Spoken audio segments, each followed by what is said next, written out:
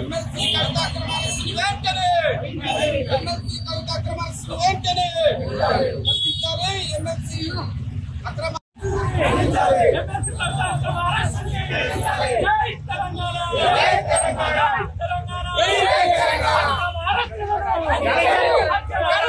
ఇలా తెలంగాణ ప్రజల యొక్క గోస ఏ విధంగా ఉండేదో మీరు అందరూ అర్థం చేసుకోవాలి. ఎందుకంటే కేసీఆర్ అనే మనిషి కనుక నేను 69 ఉద్యమంలో ఖమ్మంలో ఆహ్వానాలు తెచ్చాను. నా యొక్క మిత్రుడు రవీంద్రనాథ్ కూర్చోబెట్టి నేను కాలేజీ జనరల్ సెక్రటరీ ఉన్నా రవీంద్రనాథ్ కూర్చోబెట్టి మరి ఆ రోజు ఉద్యమానికి రామదాస్ అనే వ్యక్తి మా అందరిని ప్రోత్సహిస్తే మరి ఆ రోజు ఆ కార్యక్రమం చేసినాం. మళ్ళా తర్వాత లీడర్షిప్ వచ్చి ఈ యొక్క తెలంగాణ రిజిస్ట్రేషన్ అంతా ఖతం చేసి కాంగ్రెస్లో విలీనం చేసినారు. కానీ కేసీఆర్ అనే వ్యక్తి కనుక అనుకోకపోతే ఇవాళ కేసీఆర్ అనే వ్యక్తి కనుక అనుకోకపోతే ఈ తెలంగాణ రాష్ట్రం వచ్చేది కాదు. మనం ఈ విధంగా 10 సంవత్సరాల నుంచి ఇవాళ తెలంగాణ వస్తే ఏం జరిగిందనేది మీ అందరికి కూడా ప్రతి గ్రామంలో ప్రతి చోట మన రాష్ట్రంలో ప్రతి మనిషికి కూడా కేసీఆర్ వల్ల ఏం జరిగిందో మీ అందరికి కూడా తెలుసు. కేసీఆర్ అనే వ్యక్తి వస్తేనే రాబట్టి తెలంగాణ సాధించబట్టి అంటే ఆయనకి ఏదో మేలు జరుగుతానో లేకపోతే ఏదో జరుగుతానో మరి ఆ రోజు ఆయన అమర నిర్దేశం చావు కూడా తయారయ్యే కార్యక్రమాన్ని మనం చేసి మనం తెలంగాణ సాధించి పెట్టినాం ముద్దుబిడ్డ. మరి ఆయన దేవుడి లాంటి వ్యక్తి. ఎందుకంటే ఇవాళ తెలంగాణ రాష్ట్రం సాధించకపోతే ఇవాళ మన వ్యవసాయ రంగం ఏ విధంగా ఉండేది, ఈ కార్యక్రమాలు ఏ విధంగా ఉండేవి మీ అందరికి అర్థమైంది. ఎందుకంటే అంత ముందు పరిపాలన చేసిన వాళ్ళందరూ ఏం చేసినో మీ అందరికీ తెలుసు.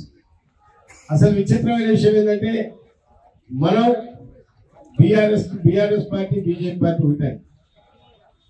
అసలు ఇవాళ బీజేపీ పార్టీకి దిక్కు దివాణం లేక మొత్తం అందరినీ భయపెట్టించి 9 మంది క్యాండిడేట్లని మళ్ళీ ఇవాళ వాళ్ళకి 15 మంది క్యాండిడేట్లు లేక 9 మంది క్యాండిడేట్లు మన బీఆర్ఎస్ క్యాండిడేట్లు తీసుకుపోయి ఇక్కడ పెట్టుకున్నారు.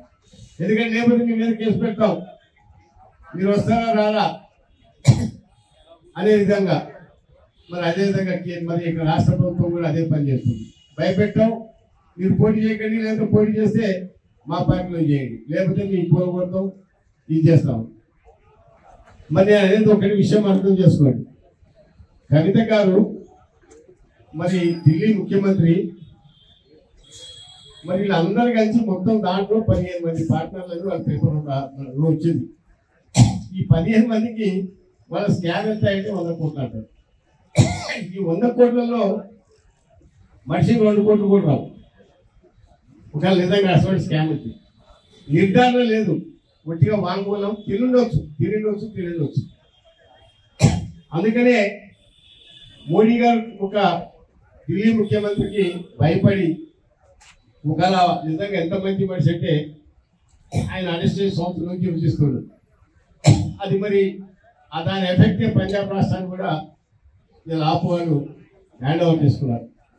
రాబోయే రోజుల్లో కేసీఆర్ దక్షిణాది రాష్ట్రాల్లో కేసీఆర్, మరి ఉత్తరాది రాష్ట్రాల్లో ముఖ్యమంత్రి ఆపే గవర్నమెంట్లు మనకి పతనం చేస్తాయి.